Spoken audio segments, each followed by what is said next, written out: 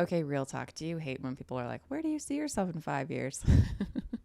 Today, we're solving that problem. If you're someone who likes the idea of having a 5 year plan but has a really hard time executing, doesn't even know where to start, or maybe you had one in the past, but you really want to hone it in, this episode is for you.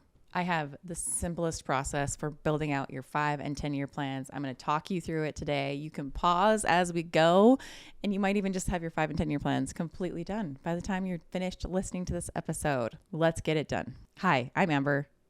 I'm a performance coach for enterprise and strategic sellers. I help with mindset and productivity. And I'm really excited to talk with you today and walk you through my process for how to make a 5 year plan, because I think it's something that's incredibly useful for you as you're achieving your dream life. If you don't know where you're going, then you're not going to be able to get there. So this is a really helpful and really important step to map out what it is you're going for. What are you trying to achieve here so that you can make the decisions and move in that direction? So let me just start with talking about my fear of 5 year plans. Whenever I would hear about 5 year plans, I was like, that's such a good idea. I should make a 5 year plan. But then as soon as I would start to sit down and try to think about what am I going to want in 5 years, I had no idea. I was completely stumped. It's like, I don't have a crystal ball. I can't see myself in 5 years. I don't know what I'm going to want, what I'm going to need. I have a fear of commitment. What if I commit to something that I don't actually want?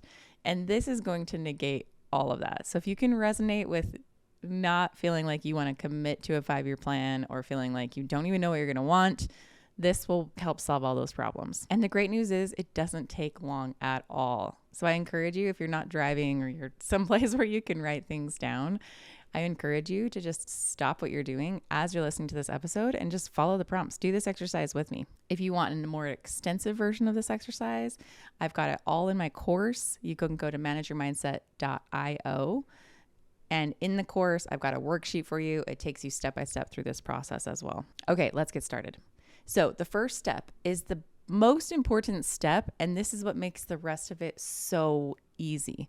Now, when you're doing this step, I want to encourage you, for my perfectionists out there, which I am a recovering perfectionist, I want to encourage you to not worry about making it perfect. This is just a first draft. You can edit this at any time. You can change it. You can totally change your mind. That's absolutely okay. So the first step is what Dr. Stephen Covey would call starting with the end in mind. I find it incredibly helpful to start at the very end of your life when you're thinking about what you want 5 years from now. This might sound really silly, but I promise you it's effective. So I like to think about the very end of your life. You can think about your funeral, or if that feels too morbid for you, you can think about your 80th birthday party. You're surrounded by friends, loved ones, family members. They're celebrating you. They're saying all these amazing, nice things about you. I want you to write down 3 to 5 things just off the top of your head, 3 to 5 things that you want to be remembered for, or that you want them to say about you. Go ahead and pause here. If you're in a good place, just pull out your phone, open the notes app, and just jot some things down. You can even just record a quick voice note for yourself. Make it super simple. I want you to just take whatever's on the top of your head, and I want you to write that down. Did you write it down? Did you pause? Or are you telling yourself you're going to do this later? Are you going to do it later? Should you just do it right now? You can think about it. Some people prefer to go on trips. I'm just like, you know what? Done is better than perfect. Let's just start and see what happens. Okay. If you're ready to move on to step 2, let me just tell you quickly about step 1. When you think about what you want to be remembered for, what this does is it susses out your values. When you're thinking about the end of your life, it's not really tactical things. It's not really specific things. It's more just general values. Who do you want to be remembered for? And if you've written down things like, I want to be remembered as someone with integrity, I encourage you to go just a step deeper and define for yourself, what does integrity look like for you? Everyone has a different definition of integrity or confidence or being generous or being kind or being a good father or being a good mother or whatever it is that you wrote. So it's really helpful to go in and look at the things that you listed out and write down your definition for what that means. A lot of people that I work with, they'll say, I want to be someone who's giving back. And it's really helpful to notice what kind of way of giving back feels best to you. Are you someone who wants to give back with your time and be present with people and mentor others or help lift other people up the way that you've been lifted up?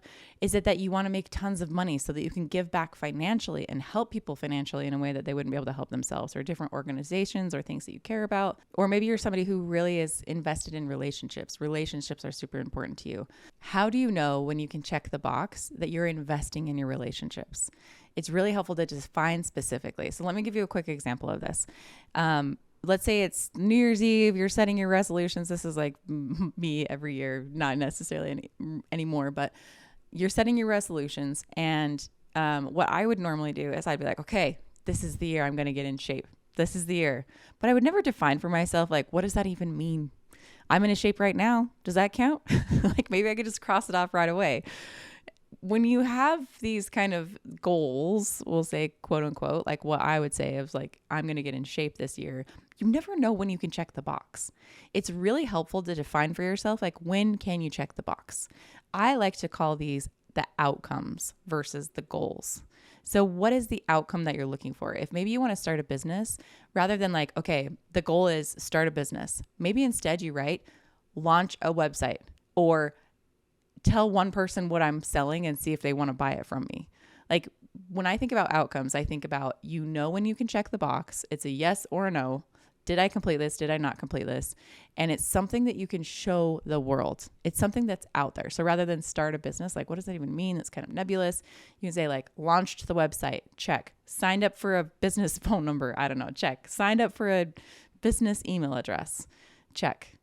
And if we're using the example of New Year's Eve and you're saying, I want to get in shape, rather than saying, I want to get in shape, you can instead say, I'm going to do 25 workouts. It's very black and white. Did I do 25 workouts? Did I not do 25 workouts? When do I know I can check the box?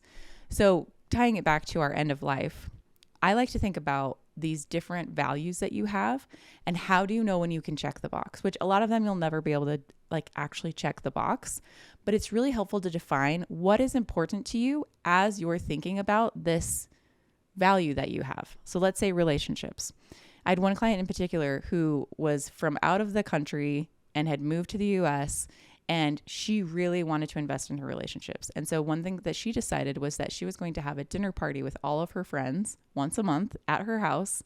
And then once a quarter, she would fly back to her country and go visit her family. And that was how she knew that she was investing in relationships like she wanted to be investing.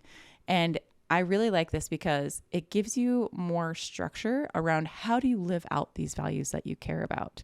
How do you know that you're actually making progress towards them?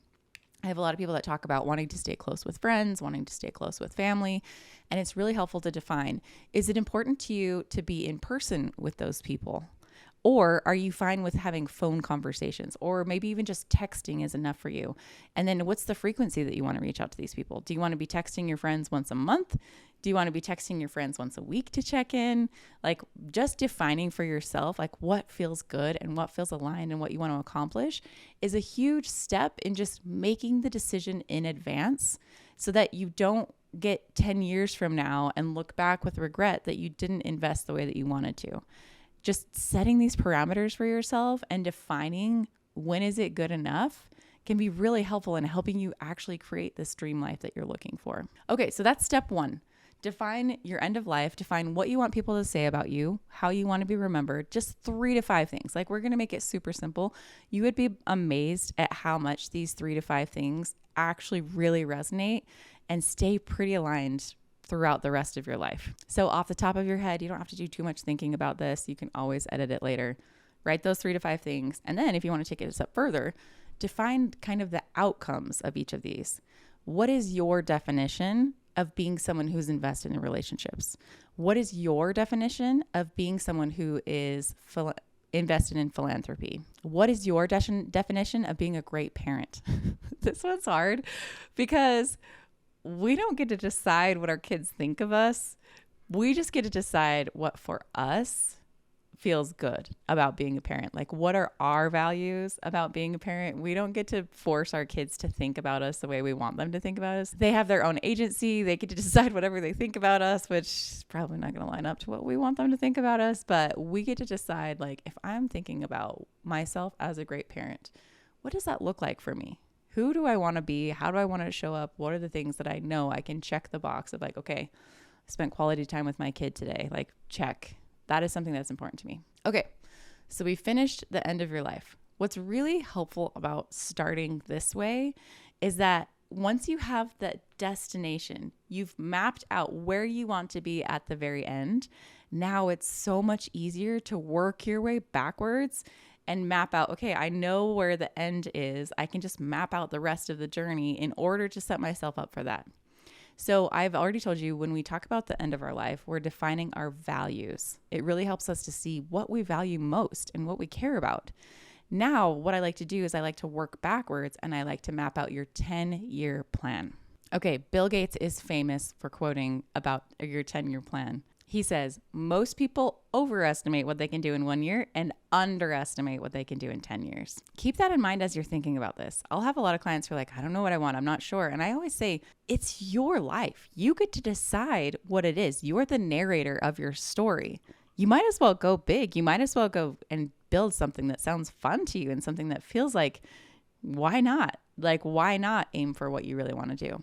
Okay, so when we're transitioning from the end of our life to our 10-year plan, what happens is it goes from being kind of just values based and like not real tangible to now we're talking about our 10-year plan. It becomes a lot more tangible.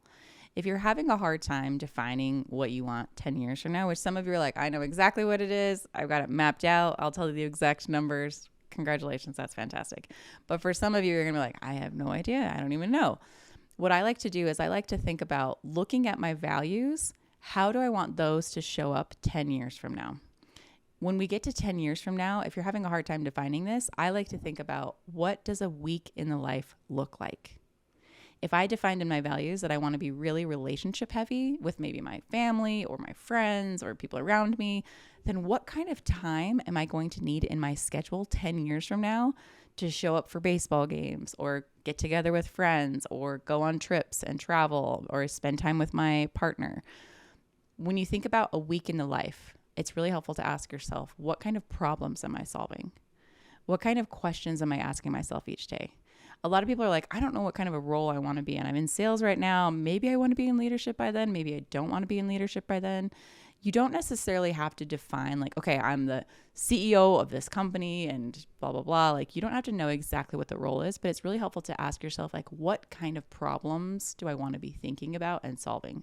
And then I'll let it figure itself out from there. So if you're doing this exercise with me, go ahead and pause here and just start to answer some of those questions. What does a week in the life look like for you? How do you want to live out those values? I'm going to let you pause here and write that down. Did you write it down? I'm asking because I'm the person that's like, I'm totally going to do this. I'm totally going to do that. And I never do it. So I'm just giving you the prompt because I'm sure that you're like me. And you're like, this sounds really good. I definitely want to do this. If that's you and you didn't actually do it, just pause, record a fast voice note for yourself. It doesn't even have to be anything fantastic. Just record a quick voice note and just jot down some ideas. That counts. It totally counts. Okay, now that you've got your end of your life defined, you've also defined 10 years from now. I want you to think about 5 years from now. And I want you to just think about, where do I want to be 5 years from now to set myself up for where I want to be 10 years from now? For some of you, it'll be really easy. Maybe 10 years from now, you have a very specific number you want to hit. 5 years from now, you split it in half and you aim for that number. For some of you, you may find that you kind of want the same things 5 years from now that you already wrote down 10 years from now. A lot of my clients will say, I want to have started my family, or I want to have a house, or I want to be in the role that I want to be in. I want to be healthy. I want to be exercising all the time. And you may find that your 10 years from now looks a lot like your 5 years from now. And that's okay. They can be the same. There's no rules here. There's no right way to do this. Just defining what it is you want and where you're going is a huge, huge win. So go ahead and think about, okay, I've got my 10 years from now plan. Where do I want to be 5 years from now in order to set myself up for that? Go ahead and pause here. Jot something down real quick. You got this. Okay, that's it. You did it. You have your 5 and 10 years plan created. That wasn't too hard, right? Didn't take too much time. From here, if you want to, I sometimes will go and find out, what do you want to do 1 year from now? And depending on what time of year it is, sometimes you may be like, okay, an actual 1 year from now, like 12 months from now, or you may be like, at the end of this calendar year or at the end of next calendar year, you get to define whatever it is, whatever resonates with you, and define like, where do I want to be? What do I want to have happen? So let me tell you the magic behind all of this. People call this manifesting. I'm open to manifesting being a thing. I think it possibly could happen. I feel like I've manifested a few things here. However, I'm also very skeptical about the whole nature and how woo this is. And so I call it science. So there's a particular part of your brain that's activated when you do an exercise like this and you define what it is you want. The part of your brain is called the ascending reticular activating system. I'm certain that I said that wrong. We can call it the ARAS. You can look it up. It's a real thing. So this is the part of your brain that's filtering information. Your senses take in about 11 million pieces of information can you guess? Every hour, every day, every second, 11 million pieces of information. Isn't that wild? There's no way that your brain could process all of that. There's way too much information to take in. And so there's a part of your brain called the ascending reticular activating system, the ARAS, which is filtering out information. So this part of your brain comes into play, especially, I always use the example of when you're buying a new car. You maybe bought a new car or you're interested in a new car. You're like, that's kind of a cool car. I haven't ever seen that car before. And then as soon as you have it, all of a sudden you're like, everybody drives this car. Why? This car is everywhere. I swear I didn't see it before. And now I see this car everywhere. This phenomenon happened to me when I was living in San Francisco. San Francisco, if you know, is notable for, people always say there's more dogs than kids in San Francisco. There's just not a ton of kids. It's a very family-friendly place. I will say we loved having kids there, but it's just notable that there's not very many kids. And so in my head, I'm thinking like, there's not very many kids here. And then as soon as I got pregnant, all of a sudden, I swear to you, there were pregnant people everywhere. I could not understand why all of a sudden everybody was pregnant. Well, it's because the ARAS is responsible for filtering out information. It's filtering out anything that doesn't seem relevant. It's looking at what your hopes are, what your dreams are. It's looking at your fears and what you don't want to have happen. And so what happens is that as you put something into your brain of this is important to me, like this silver car is suddenly important to me, your brain is going to stop filtering that out. You're going to start seeing it everywhere. And this is why it's so helpful to define what it is you're looking for. People call this manifesting. I call it science and maybe manifesting. I'm open to it, just not super sold on the idea. However, what happens is when you write out your 5 and 10 year plans, you write out a dream, you write out your vision of what you want to create in your life, your brain starts filtering for that. You put out this idea of like, it'd be really nice for me to find a new house that has XYZ. I don't know what it is. And suddenly your brain starts seeing those houses. Your brain is not filtering them out anymore. This holds true too if you're looking for a new job. You're looking for a new job, you define exactly what you're looking for. Suddenly, your brain is going to start seeing those opportunities everywhere because it has 11 million pieces of information to filter every single second. There's no way it can process all of that. So it's incredibly helpful to define what you're looking for so that your brain can start spotting it or maybe manifesting it. Who knows? So congratulations for coming on this journey. If you didn't do the exercise, just stop right now. Just do it real quick. You can do it. You got this. Just define what it is you're looking for, where it is you want to go. This is not set in stone. You can change this at any point. You don't have to be fully committed to it, but it's really helpful just to start thinking about this. Like, yeah, if I could do anything, what would I want to do? What sounds fun? What sounds like it lives up to my values? What gives me the space and the time and the freedom to do? And P.S., if you're looking for more time and more freedom with better results, definitely come check out my workshop. I teach Work Like You Work Out, where I guarantee that you're going to get at least 2 hours back every single day.